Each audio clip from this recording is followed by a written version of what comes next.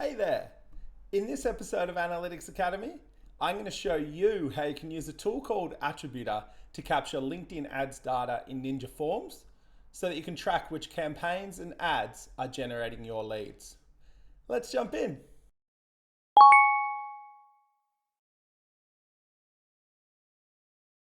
Attributor is a small bit of code you add to your website. When a visitor lands on your site, it detects where they came from and saves the data in a cookie. Then when they complete a form on your website, it writes the data into hidden fields in the form, and the data is captured by your form tool and can be sent to your CRM and other tools. Finally, you can use this data to run reports that show things like how many leads you got from your LinkedIn ads, how many customers you got from each of your campaigns, or how much revenue you got from each ad you're running.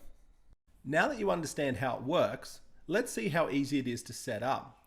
When you sign up for a free trial, you'll get given a bit of code to add to your website.